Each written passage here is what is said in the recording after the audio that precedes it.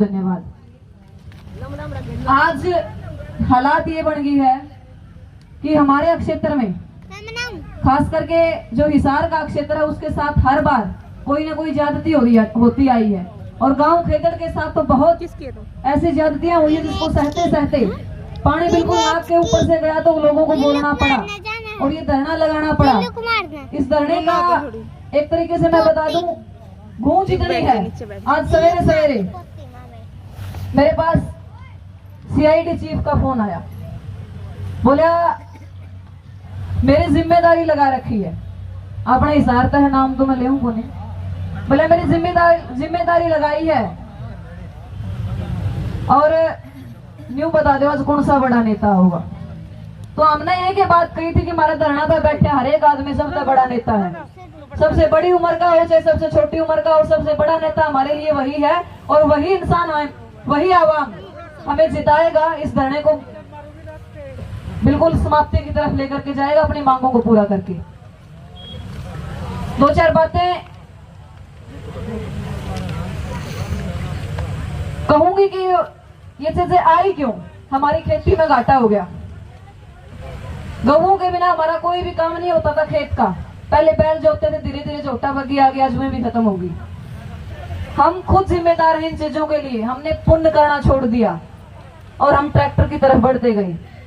2 बड़दा की बुग्गी होया कर दी, 1 बड़द पागी, 1 बड़द तभी घटके मोटरसाइकिल का पाछा रेडी जुड़ गई, रेडी यहाँ भी छोड़ दी, स्कूटी आ गई, 1 रोटी पाछा एक कागज में सही काम चल रहा।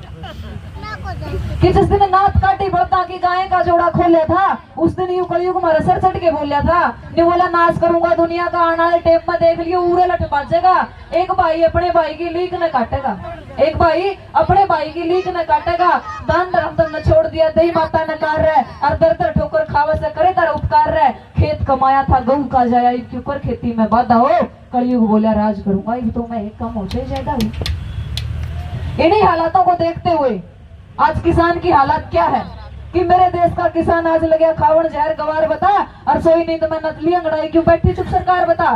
फुर्सत ना खावन नावन की और कपड़े लीरम लीर पूरा एक भी ना होया खा बोलिए जीरम जीर सूखा मारा बड़ मार गई कदे बिजली का कट मार गया। खेदर तो बहुत कटा का उभरा हुआ काम है। 3 दिन में इन्वेटर की सीटी न्यू बोलन लग रही है, सांझ होते बोल जी है, दिन में इन्हें लाइट देनी नहीं और रात में फिर इनका कट कदे कौन सा एक तरीका वो का जो में ट्रांसफार्मर जल जाए, कदे कौन सी लाइन जल जाए, कदे कौन सा तार भिड़ जी है कि कदे उड़ जाए व्यापारी तक, कदे बिजली का कट मार गया।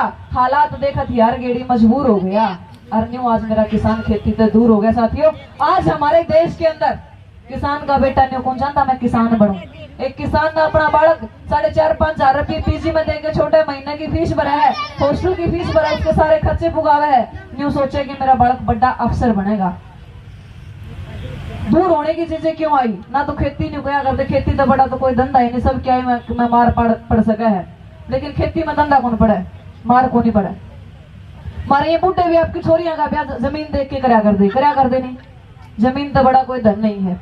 आज हाईवे के अंदर लगती दोनों तरफ की 2 किलोमीटर उस तरफ की 2 किलोमीटर उस तरफ की नहीं पहला न्यू गया कर दे छोरी ब्याह हरा हाईवे का किले लागा, जमीन की कीमत बहुत है, जबरदस्ती दोस्तों आपसे छीन ली जाएगी आपकी जमीन। भूमि अधिग्रहण बिल ऐसा है, यदि आज भी हम नहीं बोले, कल भाई अभिमन्यु बताने लग रहा था, आंकड़े के ऊपर बात करने लग रहा था और उन्हीं आंकड़ों के चलते यदि आज आप अपने बच्चों को पढ़ाई के साथ एक किताबी ज्ञान के साथ साथ आज आप उनको WTO WHO जैसे उन चीजों से, RBI जैसे, वर्ल्ड बैंक जैसे चीजों से उनको रूबरू करवाएंगे, उनको थोड़ा सा ये बताएंगे कि इनको पढ़ो। जब वर्ल्ड बैंक RBI अडानी का इतना लंबा चौड़ा बिल माफ कर सकता है तो क्या हमें एक टेंडर नहीं दे सकता? प्लांट प्रशासन हमें एक टेंडर नहीं दे सकता? उनके गोदामों की जगह जो होती है उनका ब्याज तक उनसे नहीं लिया जाता, उनका ऋण तक उनसे नहीं लिया जाता, उनका हजारों का कर्जा माफ कर दिया जाता है और हमारा एक किसान कर्जे के अंदर आकर के आत्महत्या कर लेता, कोई एक शब्द तक नहीं बोलता। आज के दौर के नेता आंदोलन को भी बीमारी बताते हैं, धरनों को भी बीमारी बताते हैं। एक तहसील 40 दिन से बंद पड़ी, शासन और प्रशासन पर कोई असर नहीं हुआ। तहसील साथियों एक दिन यदि रुक जाए ना, उस क्षेत्र का पूरा काम रुक जाता है, क्योंकि कागजी कार्रवाई को ये सरकार मानती नहीं है। ये सरकार उन्हीं चीजों को मानती है कि इस तरफ से आया और इस तरफ से काम निकाल दिया, सिर्फ भ्रष्ट लोगों के साथ खड़ी है। आज जिन लोगों ने गौशाला के ऊपर नजर करने की कोशिश की है, मैं तो कहती हूँ उस एक आदमी की पहचान करो, चाहे गांव का ही क्यों ना हो, बाहर का हो, पहचान करो और पहचान करके अपने गांव में उसका ऐसा विरोध करो, दूसरे गांव में हो या ना हो, लेकिन अपने गांव में एक ऐसा फैसला लेकर के जिन्होंने टेंडर लेने की सोची है या जिसके पास भी टेंडर जाता है, एक ऐसा फैसला लेकर के उसको इस गांव से निष्कासित करो कि हमारे रोडों पर भी ना चल सके। फिर देखते हैं कैसे गाड़ियां भरेंगी और कैसे टेंडर उठेंगे। कड़े फैसले लेने पड़ेंगे वरना बैठना पड़ेगा। और जीत तभी होगी जब संघर्ष करेंगे, अपने बच्चों को लड़ना सिखाएंगे।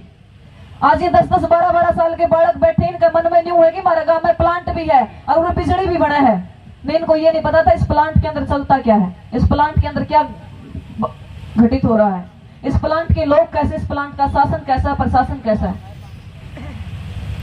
तो वही चीजें हम हमारे गांव में रहते हुए भी, हमारे गांव के यदि किसी भी शाखा के अंदर हमें जाना पड़ता है ना, हमें 2-3 किलोमीटर चलना पड़ता है। बड़ा दुख होता है इन चीजों का। किसी के पास बाइक है, किसी के पास नहीं है, कोई चल सकता, कोई नहीं चल सकता, कोई बीमार है, लेकिन फिर भी मैं हमेशा यही कहती हूँ कि जब तक हम संघर्षों की डगर पर चलते रहेंगे तब तक हमारा कोई कुछ नहीं बिगाड़ सकता। और बड़े अच्छे से किसी कवि ने लिखा था कि छोटी सी सीटी जब दाना लेकर चढ़ती है, चढ़ती दीवारों पर 100 बार फिसलती है, मन का विश्वास रगों में साहस भरता है और गिरकर चढ़ना, चढ़कर गिरना नया करता है। आखिर उसकी मेहनत बेकार नहीं होती और कोशिश करने वालों की कभी हार नहीं होती। इन्हीं मेहनतों के साथ कि डुबकियां सिंधु में जब गोताखोर लगाता है, जा जाकर खाली हाथ वो वापस आता है, आखिर उसकी मुट्ठी बेकार नहीं होती, कोशिश करने वालों की कभी हार नहीं होती।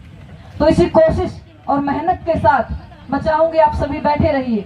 आज जो संख्या है कल इससे दोगुनी हो, कल उससे चौगुनी हो। दिन के जो 2 घंटे दोपहर का विराम आप लोग करते हैं, वो विराम इस धरने को दीजिए, फिर देखना आपका पूरी जिंदगी, आपकी आने वाली पीढ़ियों को आराम कैसे मिलता है। इन्हीं शब्दों के साथ